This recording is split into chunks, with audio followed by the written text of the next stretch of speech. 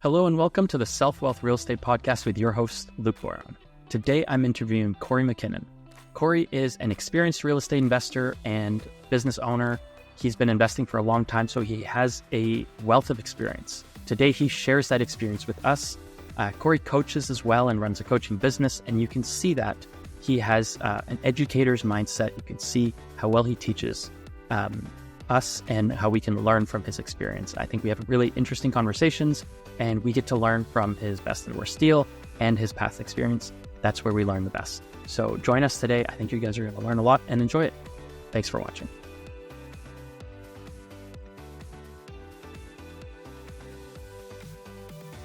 Welcome, Kory. So can you tell our audience, how did you get started in real estate and what did you do before real estate?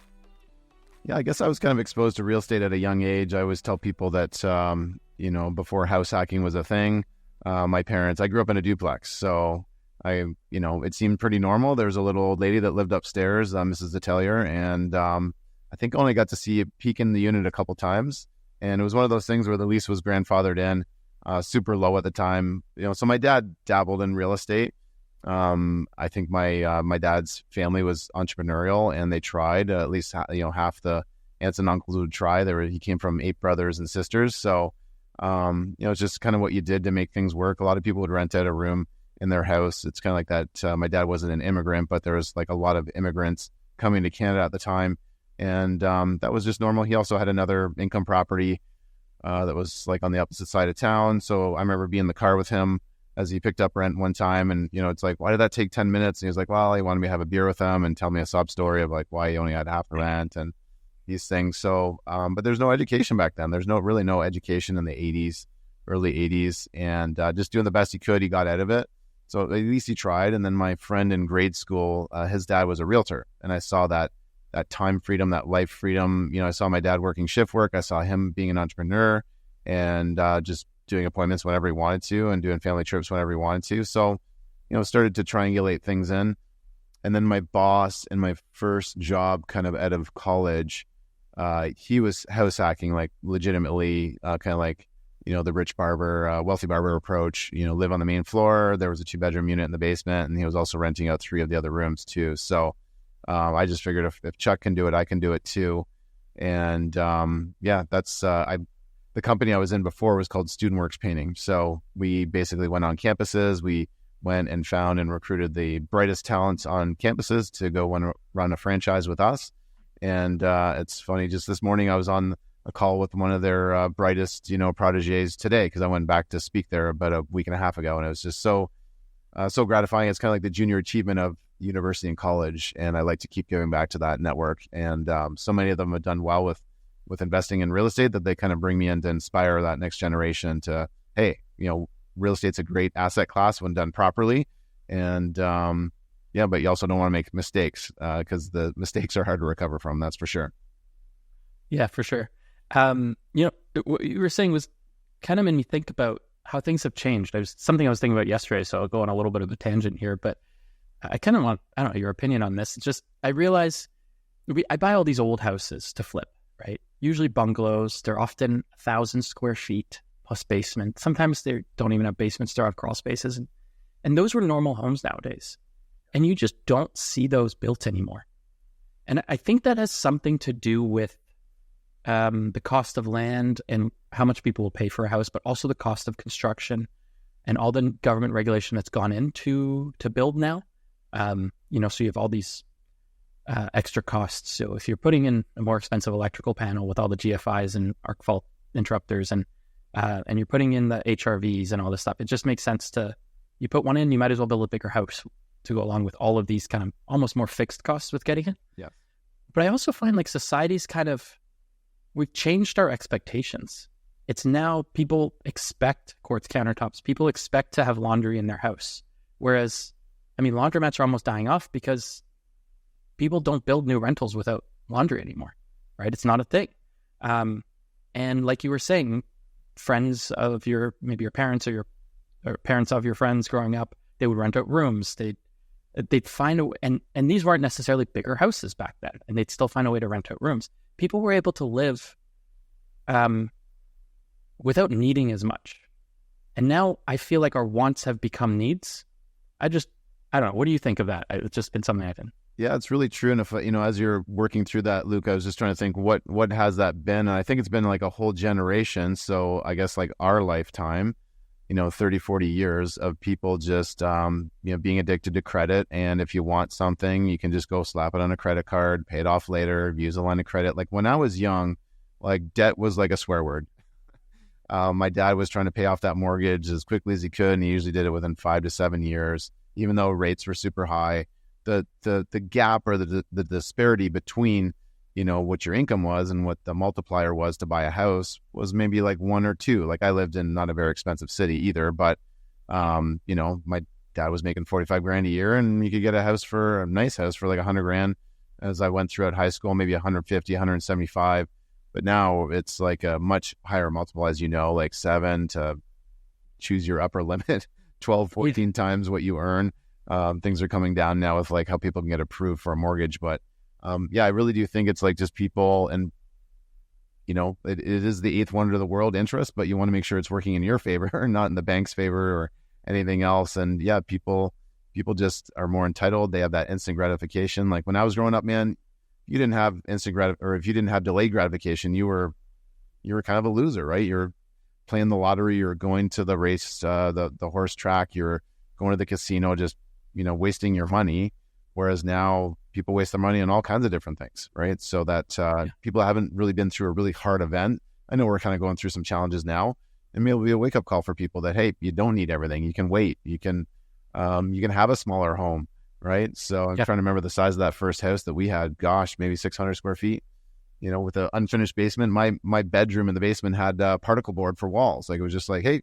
It was like 2x4s to get the floor off the basement. Everything was particle board, had a weird smell. That went away after a while, but we did what we could. We had bunk beds, and I was just happy to have my own room, not have to share with too many people. Yeah, my room was in the basement too. It was thin carpet right on the concrete. It was kind of cold, but I just had a thicker comforter. And yeah, that was, I don't know, more normal back then. And nowadays, like everyone needs a cell phone, right? You can't be an adult without a cell phone, without internet, without a laptop. It just, there's all these extras that we have. And I think we were talking about delayed gratification. I think it ties into the same people that you're now going back and mentoring through, the, is it student works painting? Yes. Yeah. Student work painting. Yeah.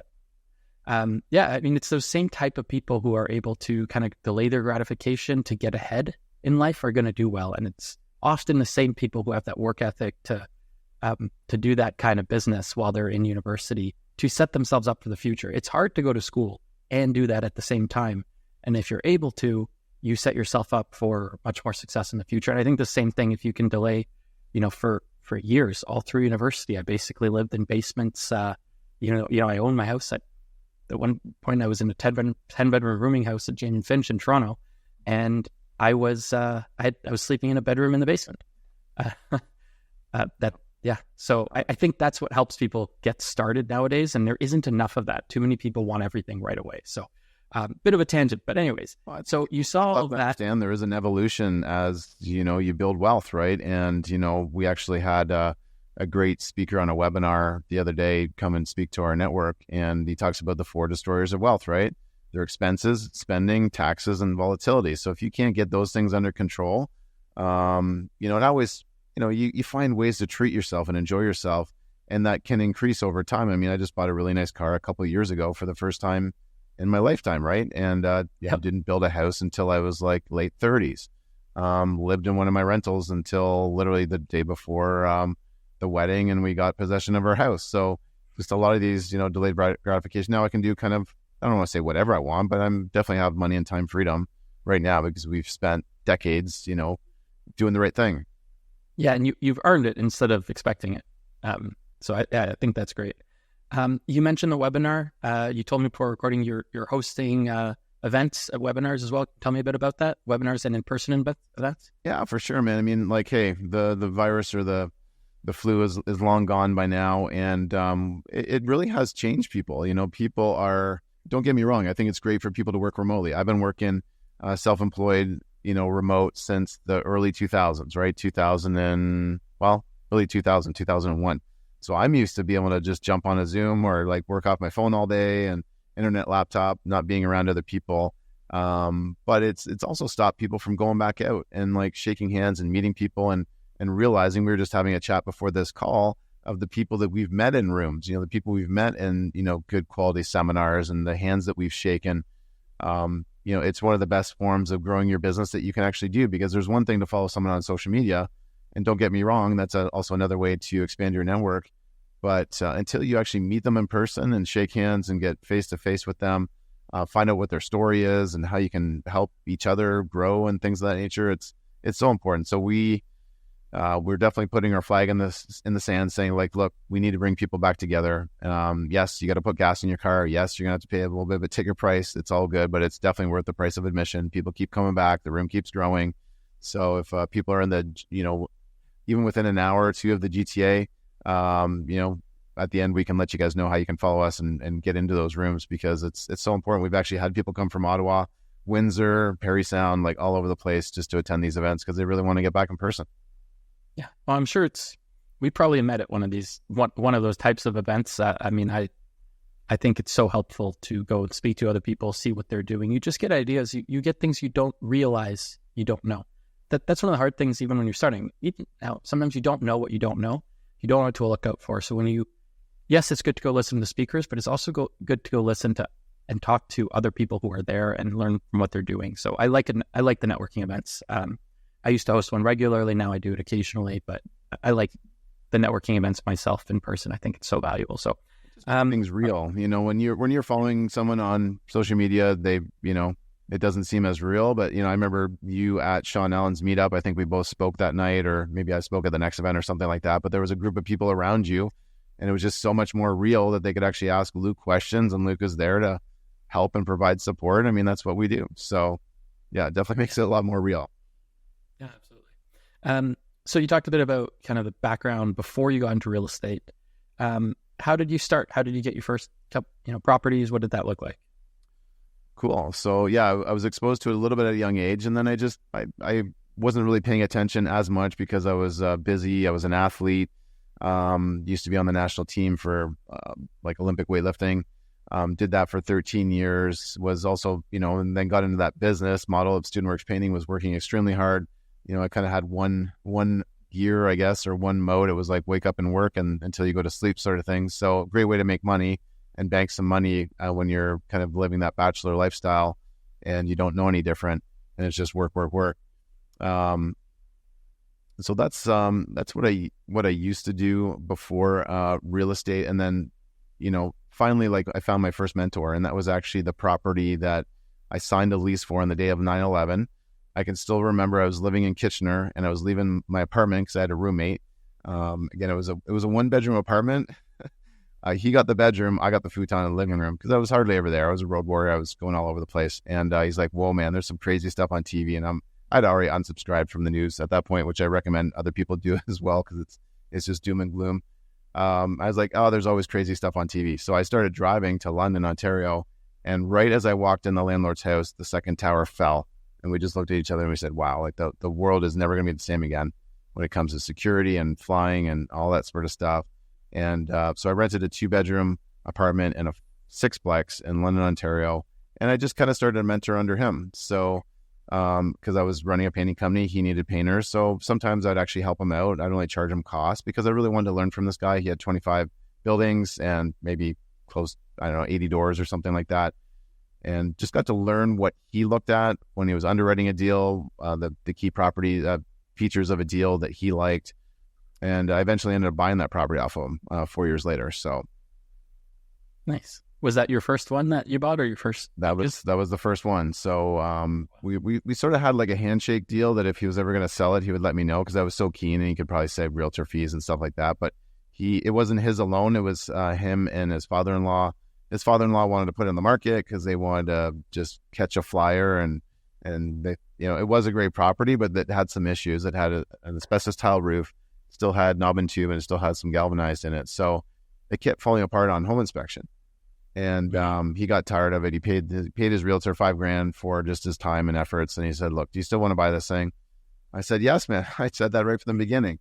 So we brought the price down, and he fixed all those things, and then it was easier to get financing and insurance and all that stuff. And he kind of did like 80% of the work. He just didn't totally like finish the repairs or all the extra things that you want to get maximum rent. So I'm an optimizer. I love to just get in there and just like, how can I tighten the bolts on this thing and maximize it? And that's what I did. So literally within 2 years, I was able to do the BRRRR, even though there wasn't really a term called the BRRRR back in 2005. Pull out some money, buy another one. Pull out some money, buy another one. So just burring my way to a larger portfolio here. Kory, I'm going to ask you a question because I know you coach, and I know you have a team of coaches that coach with your business. So I'm going to ask you a question as a coach. My thought is I would advise a lot of people, if they're able to, that it's very useful to understand construction, possibly be able to do some of the higher value tasks, but also be able to find a way to bring down construction costs. Because I feel like now more than ever, construction costs are such a major part of being able to successfully complete projects and add value. It's very hard to buy projects where you don't need to do renovations and still be able to scale a business. So I think starting out the renovation side is so valuable. I guess my question is, and I would ask this to a coach of mine, is, am I being biased because I'm so heavily in renovations right now with my flipping business? We're doing, 40, 50 flips a year plus another 100 wholesales right now, plus a ton of rental properties that we're turning over units. So my mind is very much in construction work mode, and I'm very much optimizing construction. And obviously, I wish I could just go in on some of these projects and be like, I'll just take care of this because it's going to save me so much money. But I know my time is best used elsewhere. Yes. So, but I still think that's an incredibly valuable skill that I had when I started, because my first property I worked on myself and I learned all of this. And so I would advise a young person, if you're able to learn some of these skills and find a way to maximize the way to save money on a duplex conversion, for example, on a triplex conversion, on renovations. Am I biased because of my construction mindset right now? Or do you also agree that construction is one of the biggest ways to add value right now for someone who's starting out? Well, I like what you're onto here, Luke, and I agree. And I'm trying to think of a way to frame it. I think everybody needs to look at their origin story and their zone of genius and go, what am I really good at? Like if I could save, 10 grand because I could rewire the house, but I don't know how to rewire the house, maybe it doesn't make sense for me to go and get my ticket to go do that, because that's a long period of time.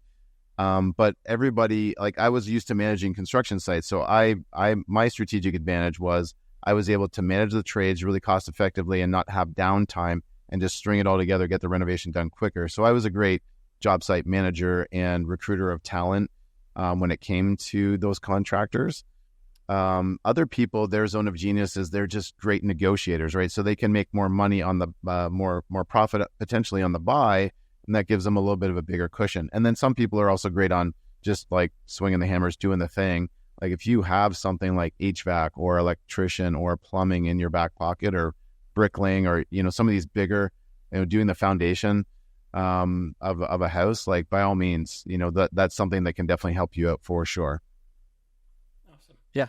And I think even if, I know how to do a bit of electrical, I wouldn't necessarily rewire a house, but it would allow me, I feel, to better find the electrician that I'm going to trust on rewiring, understanding if I want them to quote on the whole job or quote hourly based on kind of the difficulty and what I think it'll take time-wise to do a job. And also just kind of learning to work with new trades. Just also knowing when to fire them, because sometimes to save money, you're working with possibly newer people in the business or people you haven't worked before. You're kind of taking a chance on someone off of Kijiji. Or straight up liars, people that are great liars, and you don't know until you actually get them on a job site, like how misinformed you've been. Yes, but if you don't know what you're doing and you're not closely supervising it, that liar may get away with a lot. It drag out the project plus charge you a ton before you finally realize, not much happened and this should have been much cheaper and much faster, before you fire them. But if you know what you're doing, you can take a chance on someone, and if they don't work out, you can get rid of them, the first day, essentially, because you realize they weren't the right person. Yeah. And that can save you months of headache and tens of thousands or hundreds of thousands of dollars sometimes, depending on the project. So yeah, I've got a term for that. I tell people you really should be a paranoid optimist. Be optimistic, like, hey, I'm going to make profit. This is going to work out well. Like, I sleep very well at night. I do not stress. I do not have anxiety.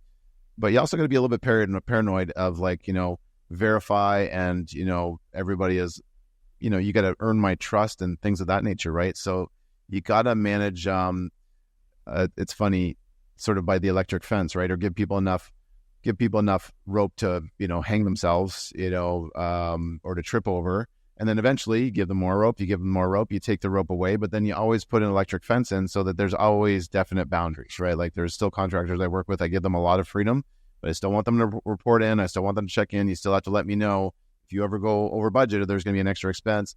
I will not approve it unless you let me know. So there has to be some minimums like that in place. But yeah, don't be afraid to be a paranoid optimist. And there's so many people in this industry that are definitely action takers, and that can be a double-edged sword, right? You took a lot of action, but then the management or the leadership or the verification, all that stuff kind of falls out the window. You got to have both. And maybe that means you got to bring someone on your team that can do that for you, because that's the power of bringing other people together on your team, or like a partnership is like that yin and yang. You got to have both. Yeah. What you're saying actually made me think, it kind of made me link the construction side with something else I do in my business with employees when I would hire them. Is a mentor of mine gave me a grid, kind of split into 3 columns, and at the top of the column on the left, this was for delegating tasks to them, and in a way for someone who has difficulty delegating, because they're control freaks, right? You start by delegating a task, but they have to talk to you before doing the task. They can't do it without asking you, and they have to tell you when it's done. So the first category on the left, the column, is never do this task without asking me first and without telling me when it's completed. And then you move them to the next category column on the same task. So you can make a list of different tasks. Like, you never do any of these tasks without talking to me first. Then the next column is do this task and then tell me you did it.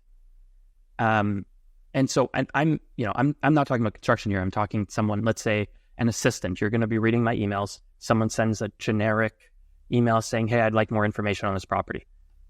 That's an easy task, but it's in the left column first. Okay, someone asked this email, what do I do? Okay, you respond with this. We have a preset message for this kind of information. Great. Now they do that. They tell you it's done.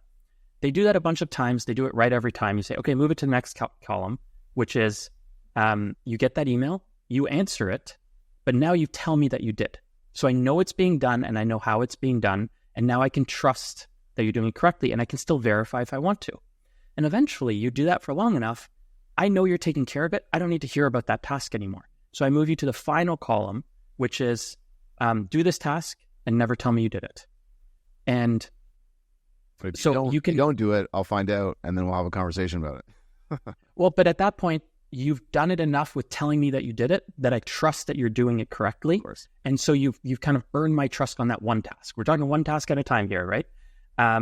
The other tasks, there may be a bunch of tasks still on the left, or more complicated tasks that it's going to take longer for me to trust for me to understand the decision making you make and how you decide on these things, and if it follows what I would like you to do, or for me to train you correctly to know that it's done right. But eventually, more and more tasks move to the do this without asking me and never tell me you even did it. So I just know that it's done, and I can now trust. By the time I move there, I trust it's being taken care of. I've never thought to relate that to contractors, but just having this conversation right now made me think that there's a similar grid with contractors, essentially. I want to know everything the contractor is doing. A new contractor, where are you putting the light switches? Why are you putting it there? Oh, that makes sense. Okay, next time you choose where it goes. Let's say light switch is a random example, but you choose where it goes, and then let me know. Oh, that makes sense. You're always making a decision I would agree with. Great. You just take care of those in the future. I don't need to hear about it. So that there's a little bit of that with kind of every employee or person who works for you, where it takes a while to move a few tasks at a time across this grid until you can trust them. So, no, I like that simple grid system. And sometimes the best things are simple, right? We don't need to have like 100 pages of SOPs for people to follow. It can just be a matter of, we're moving things you want to be in the right-hand column. I want to give you extra responsibility. I want to give you extra earning opportunities, right? And this is how you do it, by going from left to right, just how we read a book. That's awesome. Yeah. And it also makes me think there, Luke, that when you think about how do problems happen in the world, I used to think it was communication problems. And that is true to a large extent, but what happens before you communicate? It's actually thinking. So they're actually thinking problems. You need to teach people how to think the way you want to have it done. And until you can actually like implant, your thoughts or your vision or your mission or your way of doing things into that other person, there is a chance of problems, right? So we need to teach other people how to think the way that we do. And that's, either by shadowing, mentoring, constant communication, reporting in, all those things, right? So people came to this podcast to learn about real estate, but you're actually learning about, just great business practices. These things are transferable anywhere in your life for sure. Absolutely. Yeah. I think running a good real estate business is business more than real estate. As much as I personally love real estate, but there's lots of real estate investors who don't love real estate. They love the potential of real estate. I'm just one of those who I really enjoy the actual real estate side of it. So yeah, some people love benefits or the what comes out of it, right? But I'm like you. I like to optimize things. I like to improve things. I like to, some of the proudest moments are when you can actually, if the person's open to it, after you flip a house, is like, I'd like to show the past owner what we were able to do with it, right? And just it's so gratifying, and it's something that it's very visual and it's tangible. Are you a savvy real estate investor looking to maximize your profits? Well, if you're buying properties off the MLS, you're not making as much as you could. The most lucrative way to boost your bottom line is by acquiring investment properties off market. By buying privately off market, you're able to save tens of thousands. Now, the problem is finding off market properties is really hard and takes a lot of time, effort, and money to do.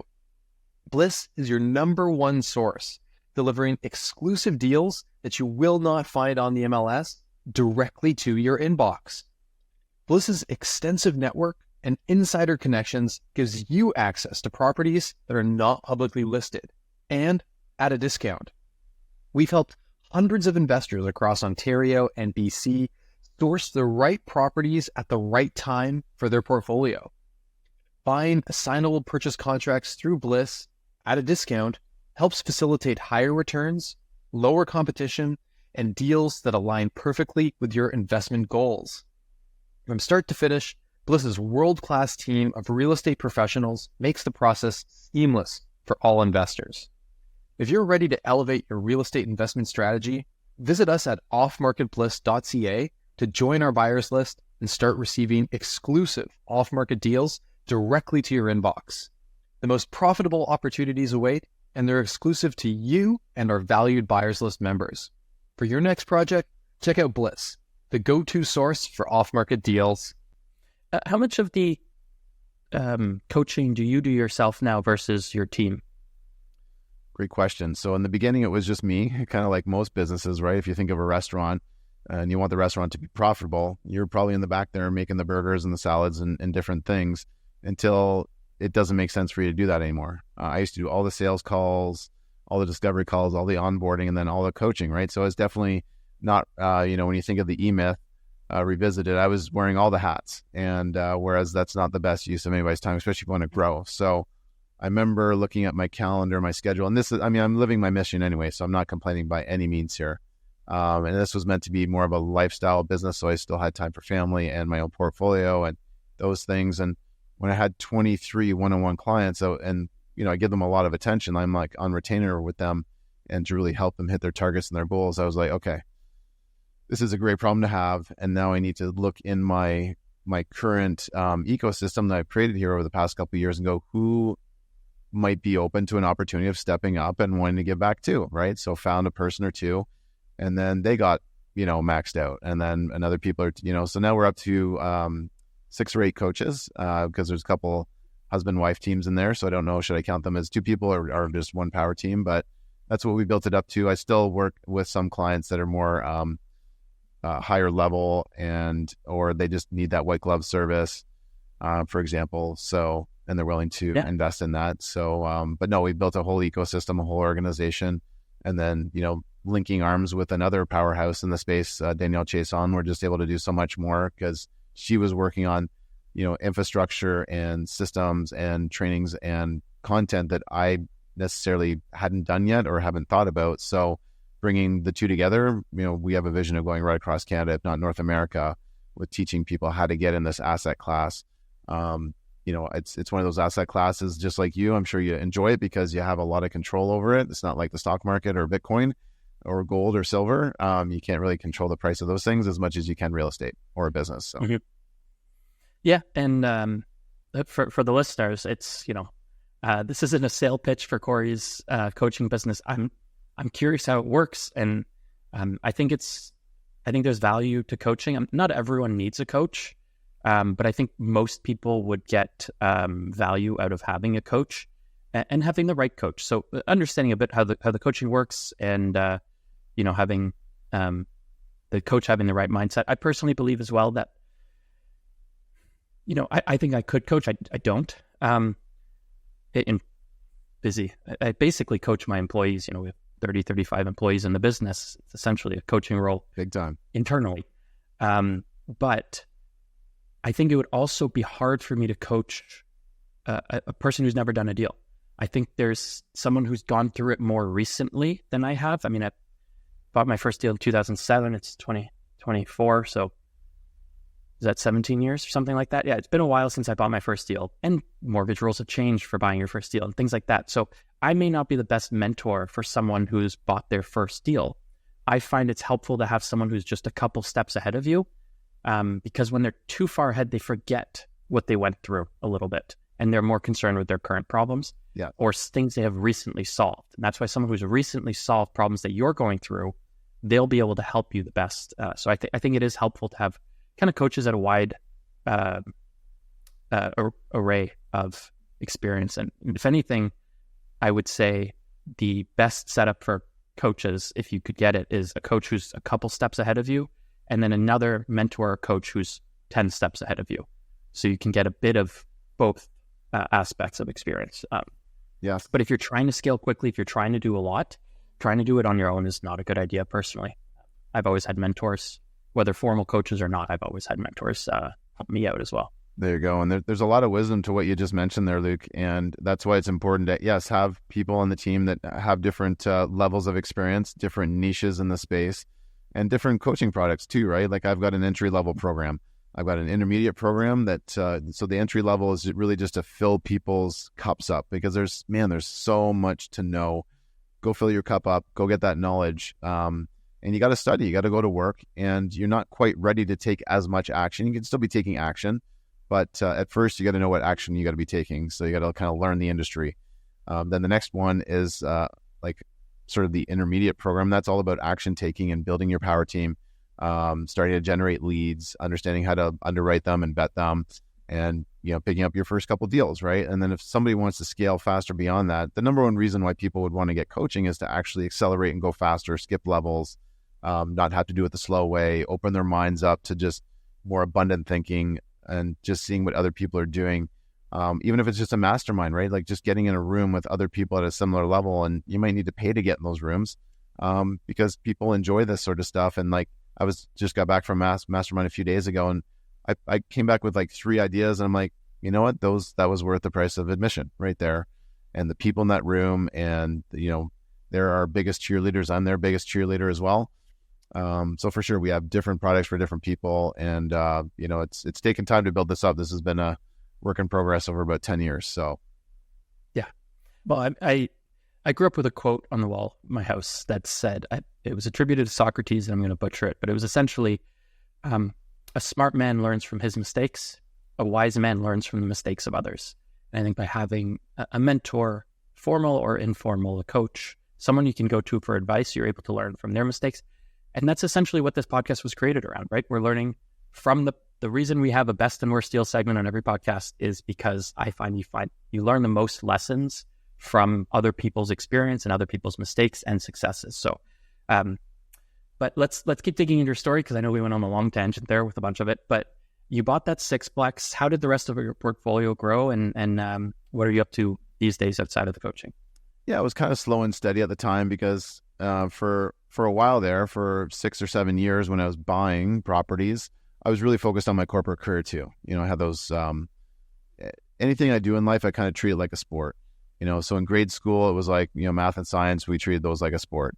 And then I treated some of my ventures and, things I did in high school as a sport. And then I actually took my sport as a sport. I took that as far as I could in 13 years. And then started taking my career as a sport too. And it wasn't until,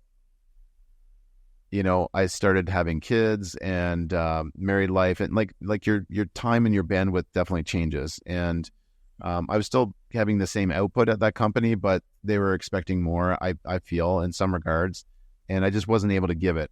But my portfolio is starting to get that hockey stick curve of like, hey, it's the equity's growing, the cash flow is doing better all the time as rents go up and we turn units over. And I was like, I had a chance to buy into that company for a smaller portion. I believe it was 10 or 15% share. And the, just the buy-in, the evaluation didn't make sense to me at the time.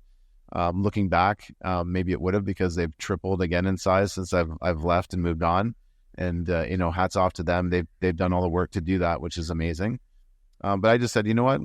I see the snowball growing over here, so I'm going to start spending more time over here and doing that. So it was really slow and steady until like probably the last year, 18 months. I was like, okay, I need an escape plan. I'm going all in. I worked on my skills more. I found better deals. I definitely had some out of the park home runs when it came to some executive rentals that I picked up that like literally the cash flow is $2,000 a month. You don't need too many of those before you can replace your day job. And I think, whenever somebody is able to transition over to being full-time in real estate, they typically don't regret the, doing that when they're ready. I mean, there's a lot of people that just jumped the gun during COVID, and I think that was a mistake because there's a lot of cheap money out there and they were a little bit delusional. But, now we're back to more reality. If you can make things work and you can still leave your day job with these interest rates, you will not regret, staying longer at your day job, right? It's just like when you die someday, if you're able to think afterwards, like you're not going to regret, you're not going to want that you worked more, right? So, or do the things that you didn't want to do. So, the sooner people can get that time freedom, that money freedom, and then, I'm always going to work. You're always going to work, right? So we're just doing a different kind of work, something that's driven by passion as opposed to having to do it for somebody else. Absolutely. So what's your portfolio look like these days? What cities are you invested in? And yes, that was the second part of the question. So, so portfolio, still a lot of like smaller multis, and we want to start getting into bigger multis. I'm actually going to start selling off some of the smaller pieces of the portfolio as the mortgages kind of come up for renewal, or we just had like an executive tenant live in our 1-bedroom condo in a high-rise building for 8 years. So, I mean, it was great. Super low maintenance. I think we only had 2 calls to that unit in 8 years. So one of the best ones that we've bought, and it's not quite doubled in price, but it's up there. So we're going to let go of that, and then we can go start getting into bigger things. I got some development projects, like some land and some like a vacant church that I've had for a while. Haven't got them to the starting line, mainly just from other constraints in life. Little kids at home. And I told myself I wouldn't take on another big project until my youngest daughter was in school. Now she's in school, so that's awesome. And bought a storage facility, which was, I've been interested in storage even before storage wars. Like any just way of making a more passive income, very easy to manage. A lot of doors on that side. It's different. You're not dealing with as many moving parts. And if they don't pay, I felt bad, but we've done some auctions already, and it's like you give them fair warning, you give them written letters and registered letters, but if they're not replying, they're not making an attempt to make a payment plan, you put their stuff on a website, it gets auctioned off, you get a clean empty unit you can re-rent within as fast as like 3 to 5 days. So it's just easier to scale, I guess, when you can control crazy, because it's hard to manage crazy with real estate, as you know. So I'm excited to get more of that, and ultimately getting into bigger purpose-built developments. Because then, there's just extra benefits of having a brand new building, and maybe avoid rent control. Even exploring different provinces or countries is something that's on the horizon too. Different countries. Any countries in particular you're thinking of? Maybe the States, and I'm not just jumping on the trend. Like I was literally looking into the States 7-8 years ago, and I live in a border city, so I'm very exposed to the States. I could literally jump into Michigan in 5 minutes if I wanted to, living in Sarnia. It's just one of those things where it was just like yourself. I'm able to go find great deals here in Ontario. I find that's, you have to have the skills to be able to do that. I enjoy doing that. And for people that maybe don't, or they're not up for that challenge, then sure, go somewhere that's easier. But you'll never really maximize your true potential or your earnings or your profits in any venture unless you actually put in the time and do the hard work, like, the searching and the detective work and the negotiation skills, building the team and the leadership, and all those things need to come together for you to do well. So I haven't felt like I needed to, but, would I like to have some U.S. income, especially with the exchange rate? And would I like to maybe have some properties I can go stay in? Sure. It's one of those things, maybe even Mexico or just somewhere like another country, just to have some different options. Yeah. And it's good to diversify as well, right? You get exposed to different economies and markets that way. So it can, as you grow, it can be a good way to protect what you have. Excellent. Let's move on to the next segment of our show where we talk about your best or your favorite deal and then your worst or your least favorite deal. So let's start with your best deal or your favorite deal. Do you have one in mind?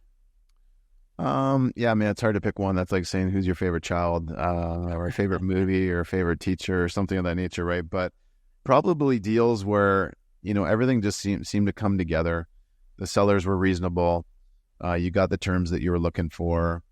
And then, managing the project or whatever, like speed of implementation and then just your ability to get the product you want came quickly. So one of my favorite deals is probably one I bought going back 2010. And it was just, it was a lazy market. Canada kind of got affected by what happened in the States a couple years later. And there was a person that needed to sell their fiveplex in downtown London. So it was in July as well. So a lot of people were just snoozing on it. And my realtor picked it up and he said, look, if you don't buy this, I probably will. I was like, okay, I definitely got interested at the time. And rents were kind of low, but tenants were willing to move on. And within 2 or 3 months, like we literally turned this thing around so quickly that the bank didn't even want to give the refi on it. So I actually broke the mortgage because we raised the value by like 80 or 100 grand. No, it was more than that even back then. We raised the value by about 120 grand in 3 months. And Luke, all it cost me was about $5,000 in renos. And mainly it was just rent lifts, right? We're just lifting all the rents, finishing some of the things that she didn't finish and tweaking a few things, getting coin lounge in the basement and getting rid of all the rental. There was 5 hot water rental tanks in the basement. I was like, we can just get one really big one and we're good. So turned that around, refinanced it, pulled out 80K, bought the next one, right? So it was a speed game and felt like we really did well in that one. The storage facility has been great though too. And just a few other deals over the years have been awesome, whether they're like wholesale deals, selling paper, but I guess the worst deal. Can we get into the numbers on that fiveplex? Sure. Do you remember what you paid for it? Sure. So back then we paid $480 for it. Okay. I think it was listed right around there. We weren't going to try to be cute, and I think we just came in $5,000 under asking, and they were okay with that. Yeah. We signed it back at list, and then after a home inspection, we asked for a little bit off, and that was it. But within 3 months, we got that up to like $600K. Okay. And right now, that property would be worth probably 1.2, 1.3, maybe even 1.4. It's a beautiful property. And have you sold it since? We have not. I'm at the point where I'm actually doing the renos for a second time, right? So it's interesting when you own properties long enough, you're like, okay, that reno, they're good for about 15 years. Depends on how hard your tenants are on things. But yeah. It depends how cheaply you try to do them at first, right? True. That's true. Or just the styles change, right? I mean, we would always do our renos well, but it's like that was a Home Depot 1x1 tile. And now people want the 1x2s or it's like 2x2s, like, just different looks and things if you want to get max rents. Okay, so you still own that, so it's worth somewhere in the one.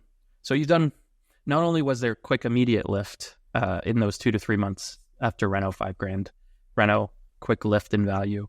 You've also held it and doubled, tripled the value essentially of the property from your purchase with time. What lessons did you learn from doing that property? Yeah, it's a lesson that I always encourage people that, you got to make some money on the buy, and like location is very important.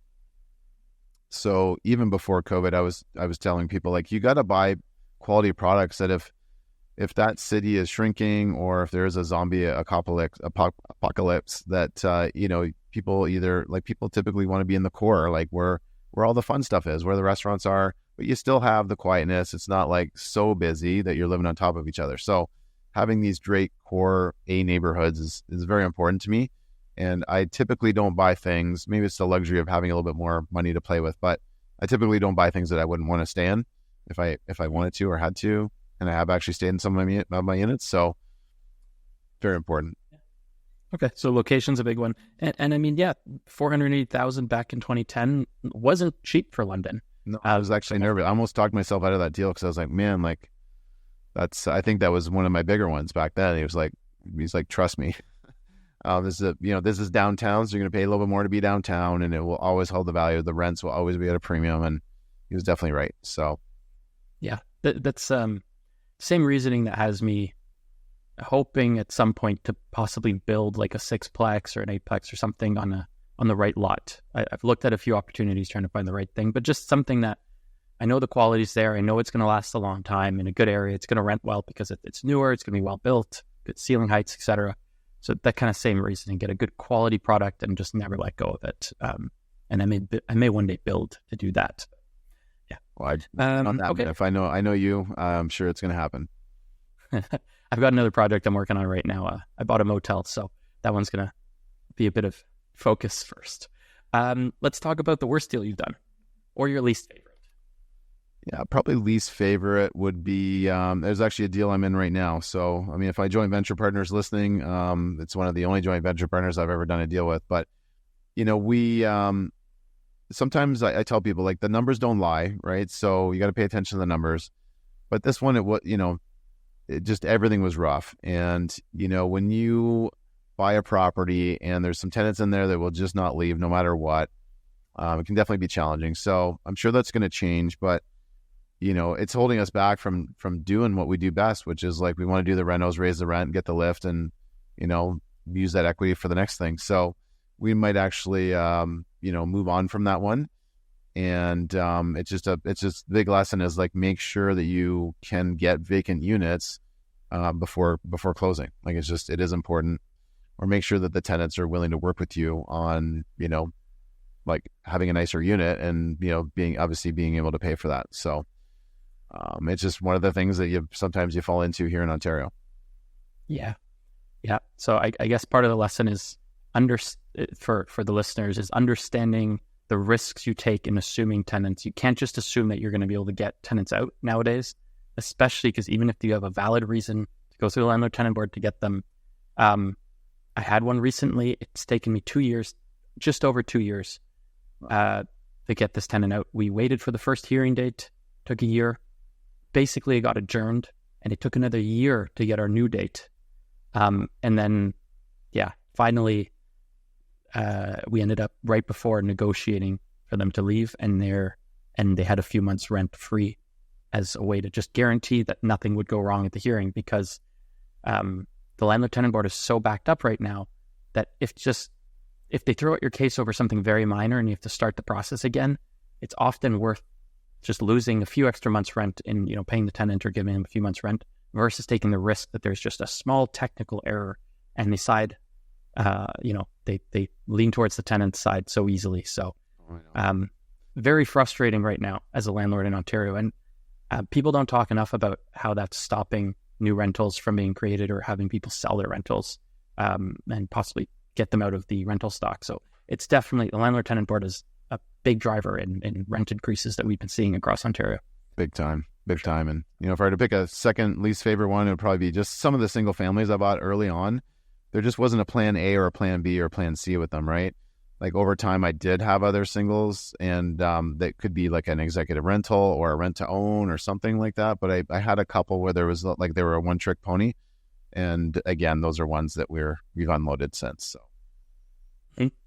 Yeah. And so would part of that lesson be most of the time it's not worth going with the single families? That especially nowadays, today, unless you're going to try to do like a short-term rental in a place where you can absolutely really crush it, which those spots are fewer and far between here in Canada. It's probably going to be more like a location destination or somewhere trendy in the United States.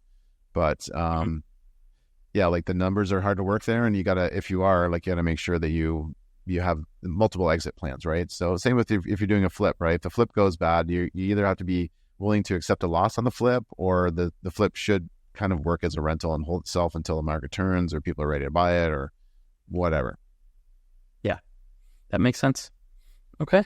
I think it's so valuable for people to learn from trial and error that we've done so that they don't have to do it themselves, right? That's right. And I think the single family, there's a lot of opportunity now with Bill 23. A lot of cities are allowing, well, they have to allow 3 units or at least 2 often. So sometimes even, I personally think little coach houses are a good opportunity, assuming there's parking there.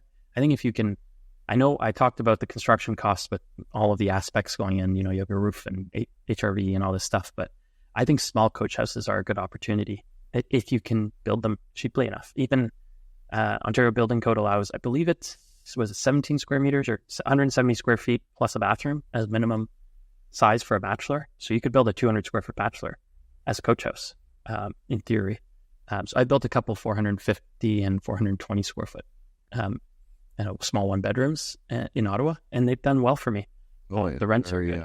Yeah, they turn out amazing. I mean, they literally make you build these things like a brand new house, right? Like you don't, if they really wanted to lower the bar, they could be like, yep, just, make sure it's insulated, have baseboard heaters, and you're good to go. Don't worry about laundry. But no, they really make you have all the amenities and pretty much build it up to, like the same quality of a new build construction, even almost Energy Star home. So super awesome. Great for Airbnbs or short-term rentals, or just like people pay a premium to have a brand new house vibe that they're living in. Yeah. The last one I built, 420 square feet, has it's a corner lot, so you can walk along the sidewalk, and then it has its own entrance off the gate and a fence along the side of it. So it each has its own yard, the main house and the coach house. And I think it cost me somewhere around 150 to 180,000 to build, all in with survey, plumbing, etc. And I rented for 1750, so somewhere around the 1% rule. Yeah, which definitely works. So again, that's someone may even be able to build that cheaper, but a lot of the times it would be a lot more expensive. So having good control over construction costs help. But yeah, that's the kind of thing where you can take a single family and that could be your backup option, right? Or also taking a house, and I turned it into 3 units recently because there was a space inside, and that also can make sense. So yeah, just the single family on their own doesn't make sense, but there's opportunities nowadays more than ever.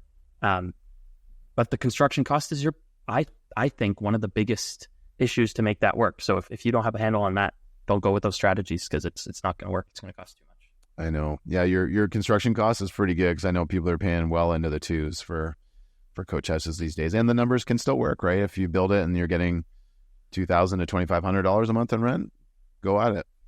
Well, especially if they're building them bigger, you do see a lot of 750 square foot 2-bedroom units, and that definitely would cost me more to build because it's bigger. But yeah, those numbers can still work. So awesome. Yeah, that was great, Kory. Let's go into our final questions of the day. First one, what has changed about your approach to real estate investing with your experience?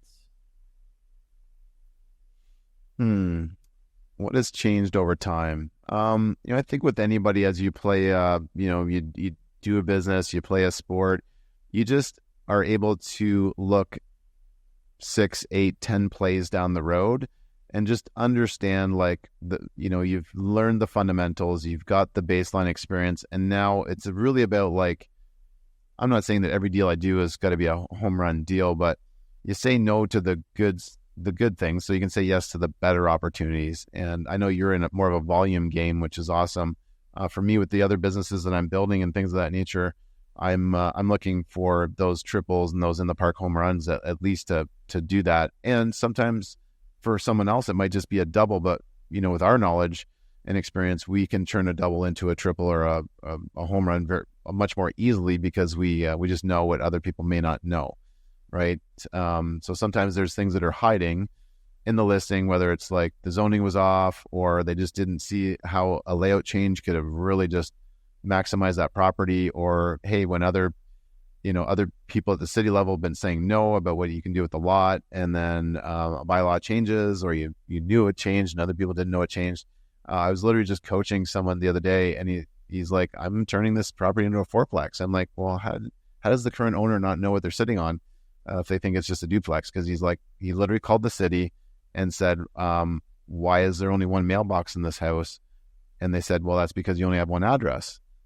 And then he was like, he just hung up the phone after that. He didn't ask the extra question of like, oh, how do you get an extra address, or what is the zoning, what is the bylaw? So he didn't realize he's sitting on this gold mine to go and intensify it. And now my student is going to go, and there'll be $200,000 left in the deal that he can go pull out and use for something else, right? So you got to have that knowledge and that experience and just that foresight and vision. So I think when you kind of combine all those things, that's really the evolution of a real estate investor. Nice. Okay. Next question. If you could go back in time, what's one piece of advice you'd have for a younger you? Yeah, that's the magic question, right? So the Butterfly Effect movie. Part of me says I probably wouldn't change a thing, because just with our upbringings and things like that, if you would have changed something in your upbringing, Luke, maybe you would have gotten comfortable sooner. You wouldn't have worked as hard, all those different things. So, but just being someone who's maybe only a 30 or 40% visionary, probably would have just told myself to think bigger sooner. Okay. That's great. Yeah. That's good. It's good advice for people to know themselves, right? And understand. And for sure. Yeah. Put yourself in the right rooms with other people that are thinking bigger, so you can, get some of that magic dust rub off on you too. Absolutely. All right, Kory, what is the most overlooked or the most overhyped investing strategy right now, in your opinion? Wow. I do find that there's a lot of people that are just saying, hey, this won't work in Canada. You got to go to the United States. I think that's getting a little bit of hype right now. Airbnb was kind of hyped and now it's unfortunate, but so many cities are just painting themselves with what was originally Toronto's bylaw of like, you can't do this sort of thing. And who are they protecting? They're protecting the hotels, and that's big business, and I get it. But if I had a choice over an Airbnb or a hotel, if I'm staying there for more than a couple of days, I'm going to go lean towards an Airbnb. So hopefully that does come back. Yeah. Yeah, I'm. A lot of things aren't as possible these days, but what good hype is actually doing some of the things that we did, right? Like actually not being afraid to house hack or something like that. I know a builder who's building 20 purpose-built triplexes, because that's just, you can have way more of the income count towards your qualification power. And if you're young or single or have a small family, you don't need much more than maybe 800 square feet for your unit until you can outgrow that and get into something different. Absolutely. And I do think as well, with the triplex rules, a lot of the times, smaller units generate very good rent proportionate to the size. And so sometimes it could make sense to take, let's say a bungalow and turn it into a triplex with a nice full main floor unit, and then the basement unit divided into two. You still get good rents. It's more affordable to people renting it, but for the cost of doing it, like you get good rents compared to the size. And then, for example, if you want to live there, you can get this full main floor, but still get good rents because you have two units in the basement being rented separately. Yes, that's why that's a great line item to have on your spreadsheet of like, what is your rent per square foot, and be tracking that, and just because the bigger units, I mean, they make more money, but per square foot, not the same ratio for sure. You might see a nice basement unit rented for $2,000 as one unit. If it's the same size divided in two, you might get $1,500 each. So you're still getting $3,000 for that same basement space. So yeah, exactly. Awesome, Kory. Thank you so much for coming on. If people want to find out more about you, about your coaching program, about the meetups you're running in the GTA, where can they find out about that? Hey man, it's been a pleasure too, Luke. We definitely need to, even though we're far away, it doesn't mean we can't chat or get on something like this once in a while. But if people want to stay in touch, get to know me more, I'm probably the most active on Instagram. We're putting out content, 5-6 days a week. That's our mission out there. People can message me there. I do reply to all my DMs. Go to my website, KoryMacKinnon.com, and you can book a call with me, a strategy session, see if we can help you out. And then if they want to come out to some of these events, go to my partner's website, which is strategicsuccessconsulting.com. And you can just see the events and the calendar and everything else that's being built there. Because what's probably going to end up happening is, Infinite Results Coaching is going to get that Intel chip, which is powered by Strategic Success. So it's a great partnership, and it's going to be growing all across the country. So super excited, and people are noticing. And thanks for this platform here today, Luke.